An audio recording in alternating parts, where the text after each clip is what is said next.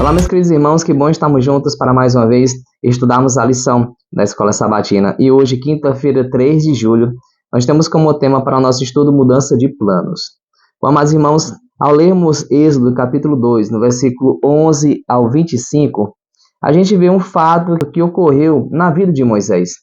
Lembrando que Moisés, ele depois que foi jogado no rio, ele foi encontrado pela filha de Faraó. A filha de Faraó, ela deu esse menino para uma israelita criar, e ela criou ele durante 12 anos. Depois dos 12 anos, ela devolveu para a filha de Faraó. E Moisés foi criado, teve educação egípcia. Como Ellen White diz, com certeza ele foi preparado para ser o futuro faraó. Mas ele viveu ali durante 40 anos, em meio àquele povo. E ele tinha sangue israelita. Ele tinha o sangue do Senhor Jesus. Ele tinha o sangue do nosso amado Deus correndo em suas veias. E ao ver um egípcio maltratando ali um israelita, ele se doeu de toda aquela situação. E a Bíblia diz que ele interferiu em meio a essa briga e matou o egípcio. Escondeu ali o seu corpo, depois de ele ter observado que não tinha ninguém. Mas, infelizmente, acabaram vendo ele e relataram ali ao faraó. E a Bíblia diz que o faraó queria matá-lo. Então, nesse momento que ele percebeu que descobriram que ele tinha matado o egípcio, a Bíblia diz que ele fugiu. Em pouco tempo, os egípcios ficaram sabendo do caso, e a notícia logo chegou com bastante exagero aos ouvidos de Faraó. Disseram ao rei que esse ato significava muito mais, e que Moisés planejava liderar o seu povo contra os egípcios, derrubar o governo e assentar-se no trono. Disseram também que não poderia haver segurança para o reino enquanto Moisés estivesse vivo. O rei determinou que ele deveria morrer imediatamente, mas Moisés, percebendo o perigo que corria, fugiu para a Arábia. Ellen White, Patriarcas e Profetas, página 206.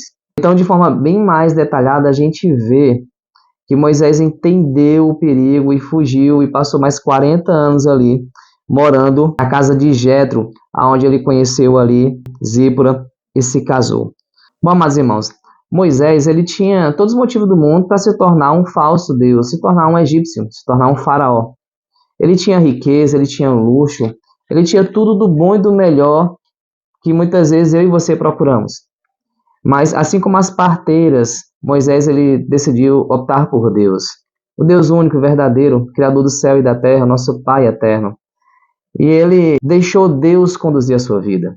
E ao deixar Deus conduzir a sua vida, quem Moisés não se tornou? Se tornou libertador do povo.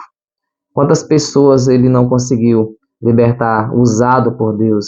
Quantos milagres extraordinários Moisés não presenciou sendo usado por Deus? Eu imagino que foi muito lindo a vida de Moisés. E a Bíblia nos diz que Moisés ele viveu 120 anos. E sua vida pode ser dividida em 3 períodos, 40 anos cada. Os primeiros 40 foram vividos no Egito, muitos deles no Palácio Real. O segundo período de 40 anos foi vivido na casa de Jetro, em Midian. São os últimos 40 anos, no entanto, que ocuparam a maior parte dos primeiros 5 livros da Bíblia e o estudo desse trimestre. Esse período inclui a história do chamado inicial de Israel para testemunhar em um mundo que estava mergulhado na idolatria, revelando a natureza e o caráter do verdadeiro Deus. Amado irmão, a história de Moisés é incrível e eu quero trazer uma reflexão para você. Será se a sua história e a minha história também não pode ser incrível? Se a gente deixar Deus cuidar, guiar a nossa vida, será se a gente também não pode fazer a diferença em meio ao nosso povo, em nosso tempo? Deixa Deus cuidar da sua vida. Deixa Deus guiar a sua vida. Porque com certeza coisas extraordinárias você e eu veremos. Você pode ter certeza. Eu faço esse apelo e deixo essa reflexão para você. Nós temos deixado realmente Deus fazer a vontade dele em nossas vidas. A gente tem realmente deixado Deus trabalhar em nossa vida. Veja, o propósito ele é muito grande para a minha vida e para a sua vida. Você pode ter certeza que a salvação é um desejo de Deus nos conceder. Receba ela e também leve ela a outras pessoas conduzidas pelo Espírito Santo. Amém? Vamos orar? Maravilhoso Deus, muito obrigado por aqui nós estamos mais uma vez estudando a Tua Palavra. Que a mesma edifique a nossa vida, Pai, nos aproxima cada vez mais de Ti. Perdoa os nossos pecados, limpa o nosso coração, em nome de Jesus. Amém.